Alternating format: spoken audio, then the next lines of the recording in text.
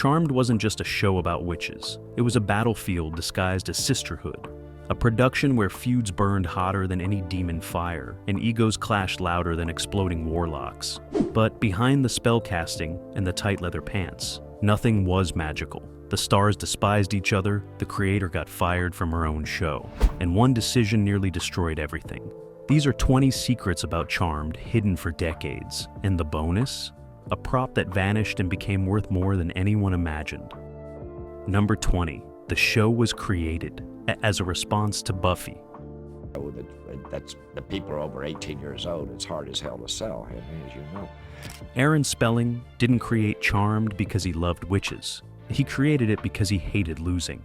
Buffy the Vampire Slayer was dominating the supernatural teen market, and Spelling couldn't stand watching another producer own a genre he felt belonged to him. So, he commissioned Constance M. Burge to develop something that could compete, something with magic and sisterhood, and just enough darkness to feel edgy without alienating parents. Burge delivered Charmed, a show about three sisters who discover they're powerful witches destined to protect innocence from evil. The concept was derivative but strategic, taking Buffy's supernatural feminism and repackaging it for a slightly older, more glamorous audience. The WB loved it immediately, seeing dollar signs in the female empowerment angle and the potential for merchandising. But Spelling's motivation was pure competition, not creativity. He wanted to prove he could beat Joss Whedon at his own game. That experience and industry connections mattered more than innovative storytelling. The irony was, Charmed succeeded wildly, running 8 seasons and becoming one of the WB's most profitable shows. But it never achieved Buffy's critical respect or cultural impact, always seen as the prettier, shallower sister trying too hard to keep up. Number 19. Shannen Doherty was fired for her behavior. Hard to concentrate, to even talk. I just wanted to go away. Shannen Doherty's exit from Charmed wasn't her choice. She was fired, terminated after 3 seasons of escalating conflict that made production nearly impossible. The problem started immediately, Doherty clashing with Alyssa Milano over everything from screen time to creative direction to who got the better camera angles. The feud became legendary on set, both actresses refusing to speak to each other except when cameras rolled, communicating through assistants and intermediaries like warring diplomats. Holly Marie Combs tried playing peacemaker, but eventually chose sides, aligning with Doherty and freezing out Milano completely. The working environment became toxic, crew members dreading filming days, tension so thick that scripts had to be rewritten to minimize scenes where Doherty and Milano appeared together. Executives intervened repeatedly, demanding everyone act professionally, but the damage was irreparable. When season 3 wrapped, Aaron Spelling made the calculation. Doherty was talented but replaceable. Milano was younger, more manageable, better for the show's long-term health. So, Doherty got fired, her character killed off unceremoniously, replaced by Rose McGowan, playing a long-lost half-sister nobody knew existed.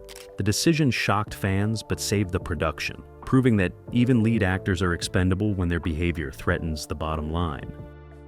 Number 18. Alyssa Milano and Shannen Doherty were never reconciled. I know that about you. I've heard. I thought. I just Not knew really your a career. rock star, a pop star. Because you didn't share this with anyone. Why wasn't it me? 25 years later, Alyssa Milano and Shannen Doherty still haven't made peace. The feud that started on the Charmed set never ended. Both women nursing grievances that age hasn't softened. In interviews, they're carefully diplomatic, using therapeutic language about different working styles and incompatible personalities. But the subtext is clear. They hated each other then, and nothing's changed. Milano has suggested Doherty's professionalism was lacking, that her behavior created an unsafe work environment. Doherty has implied Milano was manipulative and calculating, engineering her firing through backroom politics. The truth probably lives somewhere in the middle. 2 strong-willed women fighting for dominance in a space too small for both their egos. What makes it tragic is the waste. They were supposed to represent sisterhood, the magical bond that conquers all obstacles. Instead, they became a cautionary tale about how professional jealousy destroys relationships and poisons creative environments. Fans have begged them to reconcile, to do a reunion project that acknowledges their shared history. Both have refused, the wounds too deep, the resentment too calcified. Sometimes you can't go back, sometimes the damage is permanent, and sometimes the people who played sisters on television can't stand being in the same room together in real life. Number 17, Rose McGowan was the fourth choice. For Paige, Maybe I'm not one of you after all if I can't even make that candle. when Shannen Doherty got fired, the production scrambled to find a replacement who could join the show seamlessly, without destroying the established dynamic. They needed someone tough enough to hold her own against Milano and Combs, but not so strong she'd trigger another power struggle. Rose McGowan wasn't their first choice, or second, or third. The producers initially pursued established television actresses, women with proven track records who could step into a hit show mid-run. All of them said no, either because they didn't want to replace someone who'd been fired or because Charmed's reputation for behind-the-scenes drama scared them off. McGowan was a film actress trying to transition to television, hungry enough to accept the risks. Her audition was electric, bringing a rebellious energy that differentiated her character from Prue completely. The producers loved that she wasn't trying to replicate what Doherty had done. Instead, creating something new that could justify the character to swap narratively. But the real reason they hired her was desperation. Production was days from starting, and they had no fourth lead. McGowan said yes when everyone else said no, making her invaluable by default. She joined a cast that barely trusted each other, walking into a dynamic poisoned by years of conflict, expected to fix problems she hadn't created. Number 16, Holly Marie Combs was the only one who stayed out of drama. We had the same business manager who also represents Connie Burge, our writer, so Holly Marie Combs survived 8 seasons of Charmed by mastering strategic neutrality, threading the needle between warring factions without alienating anyone permanently. When Doherty and Milano fought, Combs remained diplomatic, refusing to publicly choose sides even while privately supporting Doherty. When McGowan joined and brought her own complications, Combs adapted, finding common ground without betraying existing loyalties.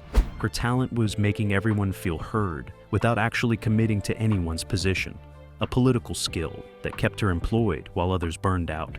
But the cost was authentic connection. Combs became so practiced at managing relationships that genuine friendship became impossible. She couldn't fully trust anyone because trust required vulnerability, and vulnerability was too dangerous in an environment this volatile. So she performed friendship, gave people enough emotional access to feel valued while maintaining protective distance. The loneliness of that position rarely gets discussed. Combs was the stable center holding everything together, which sounds admirable until you realize it meant she couldn't have her own breakdowns or demands or needs. She had to be the reasonable one, the peacemaker, the Switzerland of a very messy war. And she did it brilliantly, her performance never wavering, her professionalism never cracking, even as she sacrificed her own emotional well-being to keep the production functional. Number 15, the creator was pushed out after season 1. Holly, who had such a wonderful resume with picket fences. Constance M. Burge created Charmed, developed the concept, wrote the pilot, built the magical system that governed the entire series.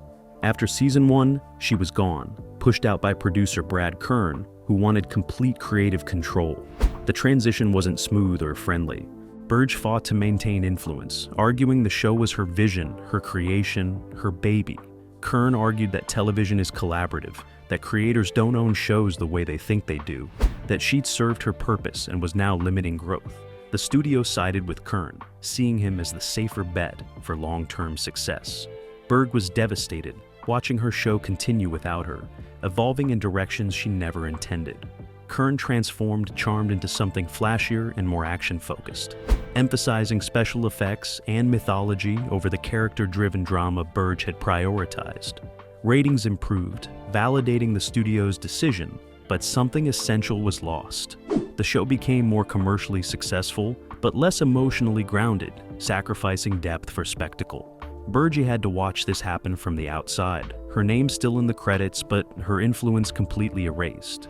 Years later, she'd talk about the experience with barely concealed bitterness. the wound of being fired from her own creation never fully healing. Number 14. The sisters' house was a real location that became a tourist trap. Make you feel better. Hi. I just want to say that I'm... The iconic Victorian house where the Halliwell sisters supposedly lived wasn't a set. It was a real home in Los Angeles, a privately owned residence that the production used for exterior shots. The homeowners initially thought it would be a minor inconvenience, occasional filming disruptions offset by decent payment. They were catastrophically wrong. When Charmed became a hit, fans started showing up.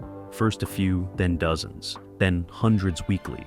They'd photograph the house, pose on the porch, peek through windows trying to see if the interior matched the show.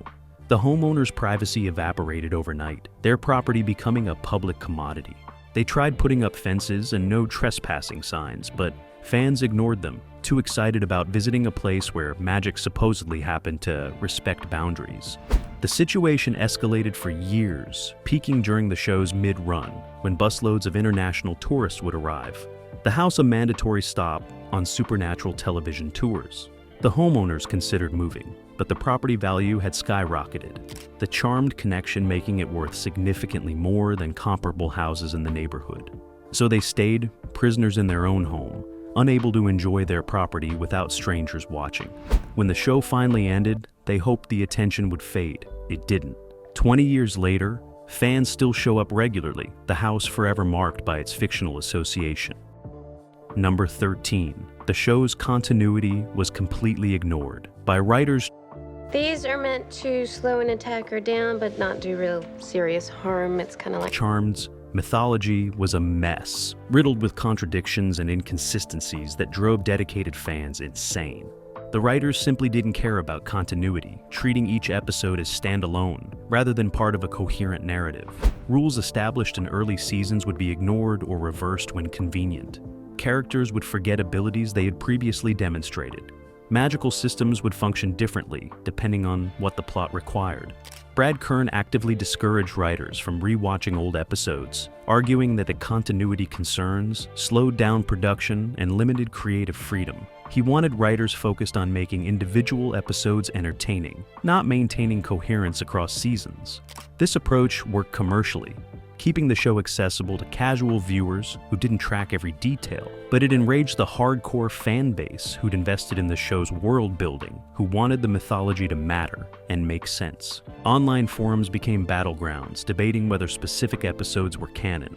Fans creating elaborate theories to explain contradictions the writers had never considered. The most egregious example was the complete rewriting of the sisters' family history in later seasons, introducing relatives and backstory that directly contradicted earlier episodes. When confronted, Kern would shrug, admitting they'd made mistakes, but insisting it didn't matter because the show was about emotion, not logic. He was probably right from a ratings perspective, but it revealed a fundamental disrespect for the audience's intelligence and investment.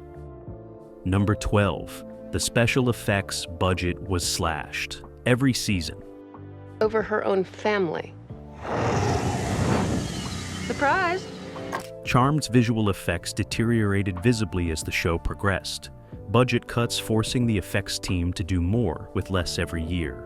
Early seasons featured elaborate demon makeups and practical effects, real prosthetics and carefully choreographed sequences that looked expensive because they were.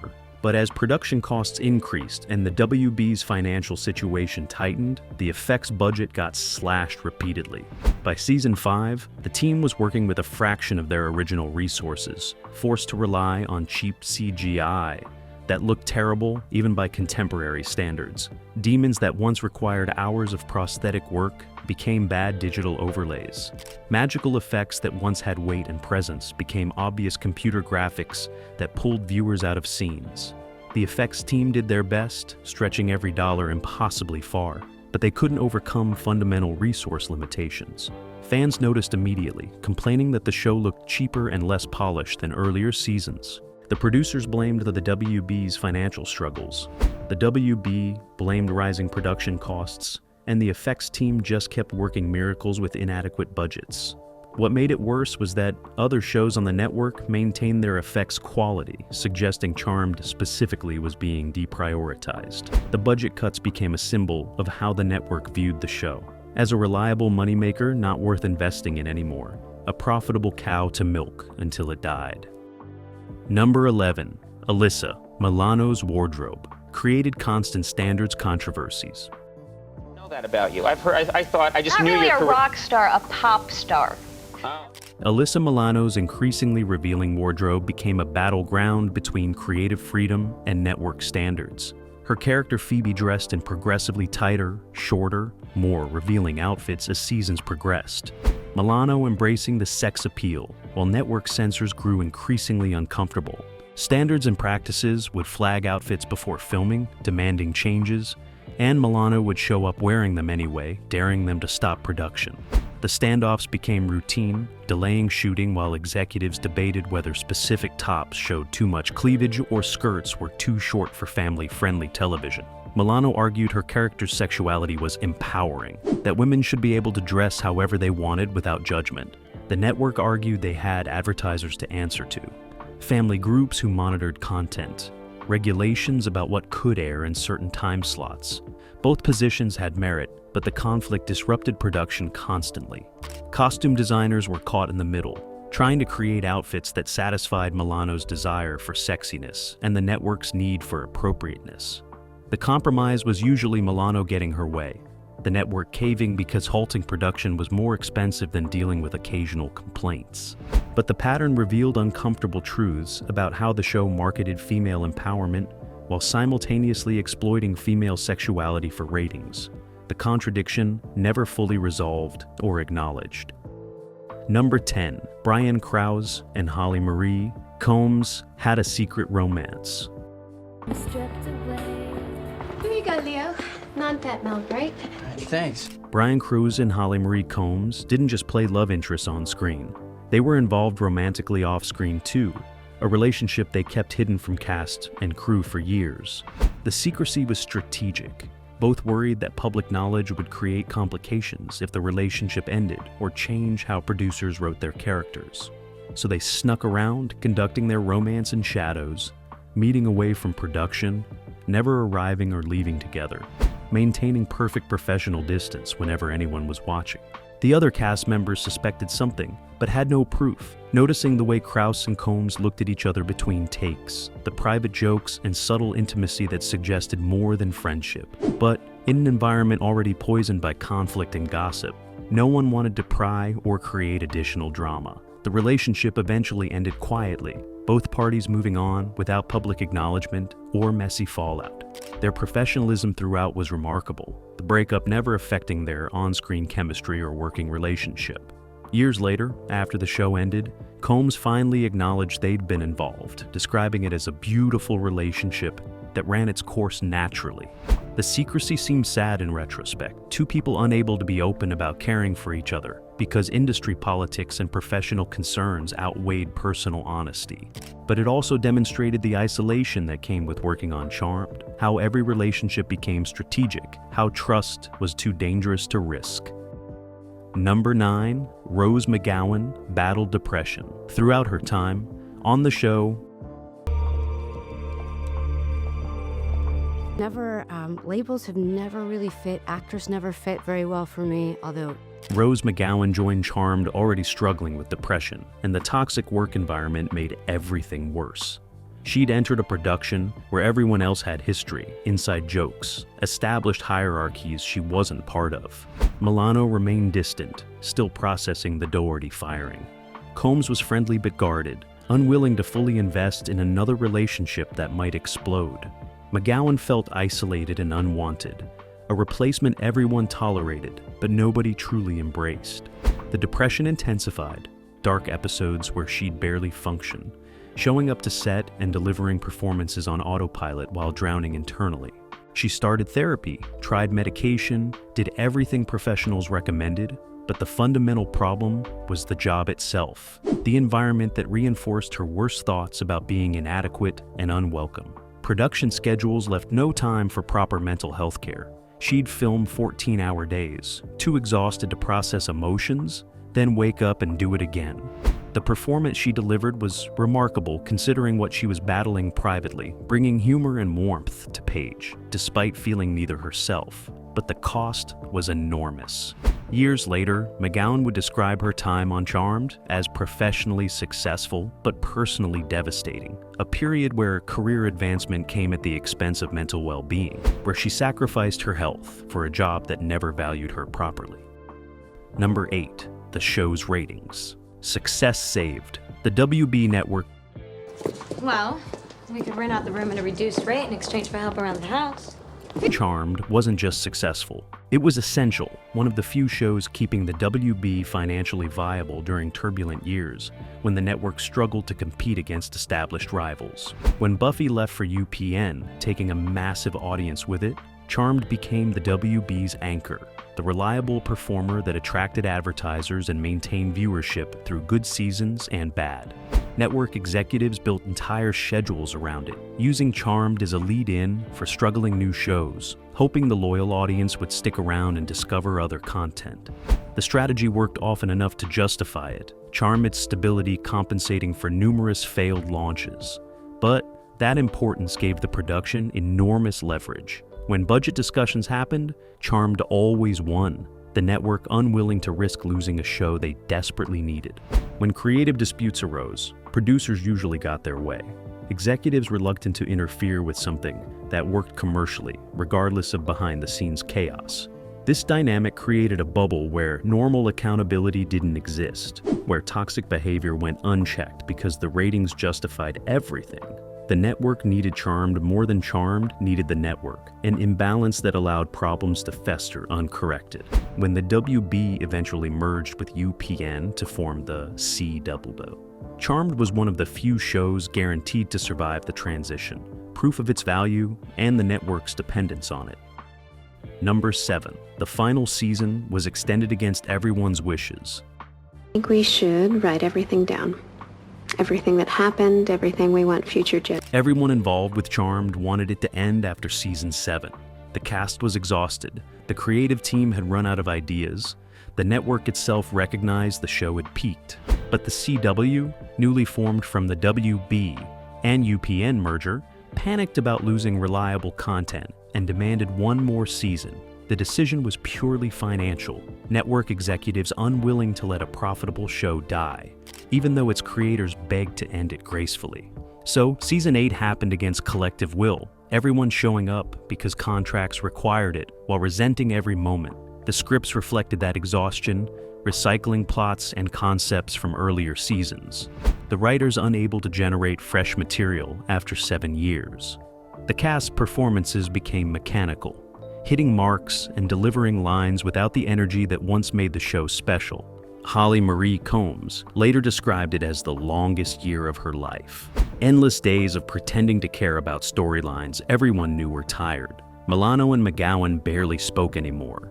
Their relationship deteriorated to pure professionalism, no warmth remaining. The whole production felt like a funeral stretched across 22 episodes. Everyone mourning something that had died but couldn't be buried yet. When filming finally wrapped, there was relief, not celebration, the cast scattering immediately without the emotional goodbyes usually accompanying series finales. They had already said goodbye internally, season 8 just the corpse twitching after the heart had stopped. Number 6. Brad Kern's reputation for difficult behavior. Legendary soapy. Rose's name. Brad Kern ran Charmed like a dictatorship, his management style creating an environment where fear and resentment festered for years. He'd berate writers publicly in the room, tearing apart pitches with personal attacks disguised as creative criticism. He'd rewrite scripts extensively, then put his name on them, taking credit for other people's work. He played cast members against each other, sharing confidential complaints one actress made about another, deliberately stoking conflicts that served his divide and conquer strategy. The crew learned to stay invisible around him, his mood swings unpredictable and dangerous, capable of firing someone for minor infractions on bad days. Multiple writers quit citing his behavior, willing to sacrifice steady employment rather than endure more abuse. But the CW protected him because the show remained profitable, ratings justifying any amount of personal toxicity. The industry whispered about Kern's reputation for years, everyone knowing but nobody speaking publicly, because crossing powerful producers meant career death. When the Me Too movement emerged years later, former Charmed employees began sharing stories anonymously, describing harassment and misconduct that had been normalized as just how television worked. Kern faced no real consequences, moving on to other projects, his career unbothered by the damage he'd caused countless people who'd had the misfortune of working under him. Number 5. Shannen Doherty's character. Death was deliberately anticlimactic.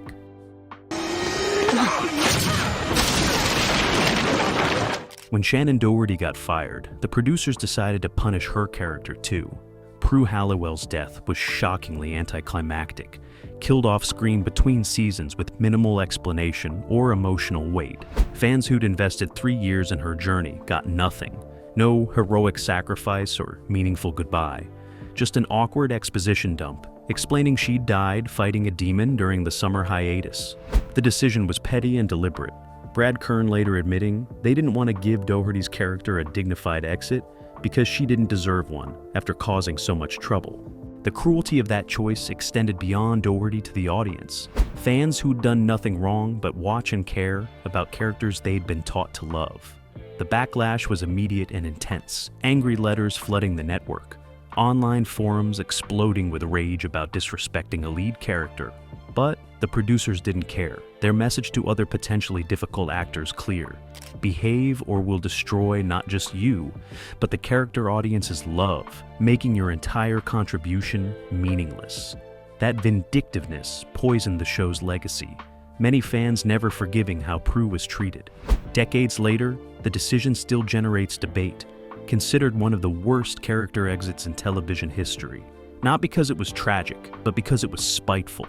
The writers using narrative power to settle personal scores. Number 4. The show's feminism was performative and contradictory. Prue, what's keeping her? You don't think? No, she should be fine. Matthew already copied her power. Besides, Charmed sold itself as feminist empowerment. 3 powerful women saving the world while navigating modern life. But behind the scenes, the show operated through the male gaze, created by men, run by men who used feminism as marketing while treating actual women terribly. The sisters were constantly sexualized, their power tied to physical attractiveness, their costumes growing more revealing as seasons progressed despite the characters supposedly maturing and aging. Storylines repeatedly punished them for prioritizing careers over relationships. The message clear that real fulfillment came through traditional feminine roles regardless of magical power. Brad Kern and the predominantly male writing staff created female characters who talked about independence while the plots pushed them toward domestic situations. The actresses noticed the contradiction, occasionally pushing back against storylines that felt regressive, but their concerns were dismissed as not understanding the bigger picture. The most damaging aspect was how the show convinced audiences it was progressive while reinforcing conservative values about women's proper place. Young girls watched and believed they were seeing empowerment when they were actually consuming repackaged patriarchy wrapped in supernatural aesthetics. The deception was almost impressive, the way the show co-opted feminist language while undermining feminist principles, profiting from both sides without committing to either. Charmed's legacy is complicated by this contradiction, remembered fondly by fans who connected with the surface message, whilst the structural sexism remains largely unexamined. Number 3. Holly Marie Combs and Shannen Doherty remained best friends. Yourself so far here in Aberdeen? We are. It's fresh, as they call it. While Alyssa Milano and Shannen Doherty never reconciled, Holly Marie Combs and Doherty became lifelong best friends, their bond strengthened by shared trauma from the Charmed experience.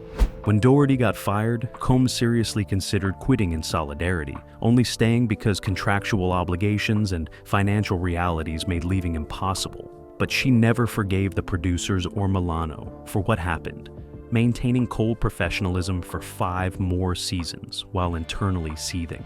After the show ended, Combs and Doherty grew even closer, supporting each other through personal struggles, including Doherty's cancer diagnoses and treatment. They started a podcast specifically to discuss Charmed, reframing narratives and sharing their perspective on what really happened behind the scenes. The podcast became their revenge, dismantling carefully constructed PAR narratives and exposing how badly the production had functioned. They were careful legally, never saying anything actionable, but the implications were devastating, painting a picture of systematic dysfunction and cruelty. Their friendship became a form of resistance, proof that authentic connection survived despite institutional efforts to destroy it. When Doherty's cancer returned and her prognosis worsened, Combs remained by her side constantly, their relationship transcending professional origins to become genuine family. That loyalty stands in stark contrast to the manufactured sisterhood Charmed sold, showing the difference between performance and reality, between what we're told to believe and what actually exists. Number 2. The reboot caused a public war between original cast members. Your differences are your strengths, and nothing is stronger. When the CW announced a Charmed reboot in 2017, the original cast fractured publicly, their different responses revealing unhealed wounds and competing narratives. Holly Marie Combs and Shannen Doherty were furious, feeling disrespected that the network hadn't consulted them or offered involvement beyond token gestures. They spoke out against the reboot, arguing it was unnecessary and disrespectful to what they had built. Alyssa Milano took the opposite position, publicly supporting the reboot and criticizing Combs and Doherty for their negativity. The disagreement escalated into open warfare on social media, each side rallying supporters, old grievances resurfacing with renewed intensity. Rose McGowan stayed mostly quiet, occasionally offering cryptic comments that suggested complicated feelings she wasn't ready to fully articulate. The conflict became ugly, fans forced to choose sides, the sisterhood mythology completely shattered. What made it sadder was how it revealed that none of them had processed their Charmed experience properly. The trauma still raw decades later, manifesting as disproportionate reactions to a reboot that ultimately failed anyway. The reboot got canceled after 4 seasons of mediocre ratings, vindicating nobody and resolving nothing. But the damage to relationships was permanent. Any hope of reunion or reconciliation destroyed by the public battle. The women who'd once played sisters, who'd shared 8 years of their lives creating something millions loved, couldn't even agree on whether that creation deserved to continue without them. Number 1. Shannen Doherty's cancer made everyone reconsider their behavior. Why me? And then I go, well, why not me? Who else? Who else besides me does it? When Shannen Doherty was diagnosed with breast cancer in 2015, then again when it returned to stage 4 in 2020, the Charmed cast faced uncomfortable reckonings with how they'd treated her. Doherty was open about her battle, sharing her journey publicly with devastating honesty that made ignoring her impossible. Suddenly, the woman they'd called difficult and unprofessional was fighting for her life, her strength and grace under unimaginable circumstances, forcing everyone to question their past judgments. Alyssa Milano publicly wished her well, but the words felt hollow, unable to erase years of hostility and the role she'd played in Doherty's firing. Holly Marie Combs and Rose McGowan rallied around her, their support genuine and consistent. But even they carried guilt about not doing more to protect her during the show. The industry that had labeled Doherty problematic watched her face death with dignity, many privately admitting they'd been too quick to believe negative narratives, too willing to dismiss her side of stories because it was convenient. Doherty herself seemed at peace, having processed her Charmed trauma through therapy and time, refusing to waste energy on bitterness when life was too precious and uncertain. Her illness became a mirror, forcing everyone to see their worst selves. The pettiness and cruelty that had seemed justified in the moment, but looked monstrous when someone was dying. Sometimes it takes tragedy to reveal what actually matters, to show how meaningless old feuds become when measured against mortality.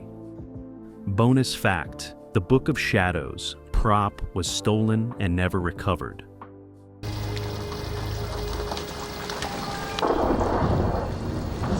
The original Book of Shadows, the elaborately crafted prop that appeared in virtually every episode, vanished after production wrapped and was never found.